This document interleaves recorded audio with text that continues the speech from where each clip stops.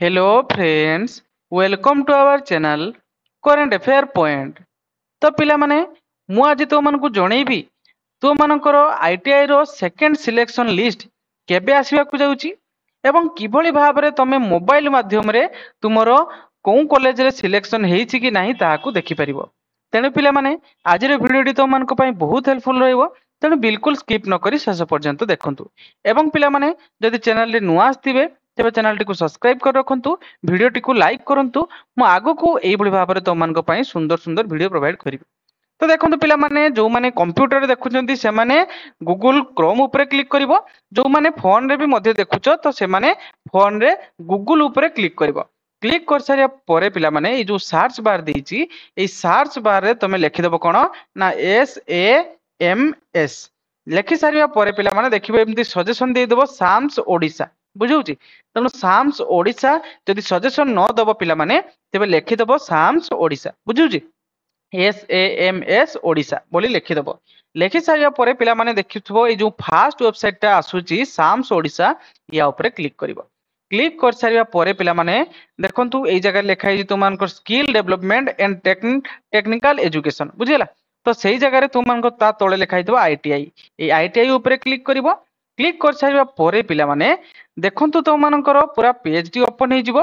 देखंतु एई जगह रे तुम मानकर लिखा हिची जे फेज 1 राउंड 2 माने तुमनकर second selection list will be published on 14/7/2025 रु गुटे पीएम बेलकु।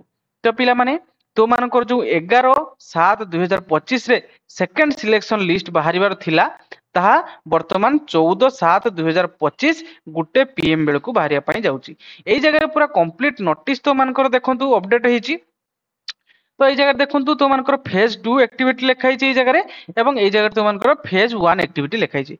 तो फेज 1 एक्टिविटी तुम फास्ट सिलेक्शन लिस्ट ऑलरेडी बाहरी सारी एवं तार इंटीमेशन लेटर बाहरी सारी तापर पिला माने फेज 1 रे तुम सेकेंड सिलेक्शन लिस्ट बाहर थिला 11 तारिख 11 जुलाई 2025 रे तुम जो सेकेंड सिलेक्शन लिस्ट बाहर थिला किंतु कौन सी कारणवशत ताहा बाहरी पारला नहीं। ସେଥିପାଇଁ ଏଇ ଜାଗାରେ ତୁମମାନଙ୍କର ଅପଡେଟ କରିଦିଆହେଇଛି। ଦେଖନ୍ତୁ ଯେ 14 ଜୁଲାଇ 2025 ଟୁ 17 ଜୁଲାଇ 2025 ଯେ reporting to selected applicant to admission ତୁମମାନଙ୍କର 14 ତାରିଖରେ ବାହାରିବ ତୁମମାନଙ୍କର କଣ ନା ସେକେଣ୍ଡ ସିଲେକ୍ସନ ଲିଷ୍ଟ। ଦେଖନ୍ତୁ ଏଇ ଜାଗାରେ ଲେଖା ହେଇଛି ଯେ फेज 1 राउंड 2 माने second selection list will be published on 14/7/2025 Gute PM. तेणु पिला माने तो मानकर एडमिशन केबे टू केबे पर्यंत रहिबो ना 14 जुलाई 2025 रु 17 जुलाई 2025 पर्यंत तो मानकर एडमिशन रहिबो। देखंतु आफ्टर 2 सिलेक्शन एटा होची तो मानकर 2 सिलेक्शन है लगी। तापर पिला माने देखंतु तो मानकर 2 सिलेक्शन सरिया परे पुणी 18 जुलाई रे तुमनकर पब्लिकेशन हबो आईटीआई वाइज वैकेंसी लिस्ट। तुमनकर पुणी वैकेंसी लिस्ट बाहरिबो आईटीआई वाइज।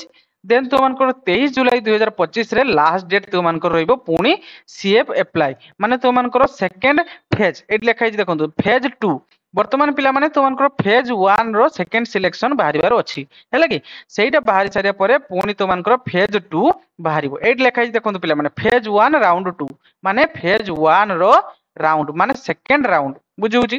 से भली भाबरे पिला माने तो मानकर फेज 2 आउ थरे फॉर्म अप्लाई होबो जो थरे के पिला माने 18 जुलाई 2025 रु 23 जुलाई 2025 पर्यंत तो मानकर फेज 2 रो चॉइस फिलिंग रहइबो बुझुची।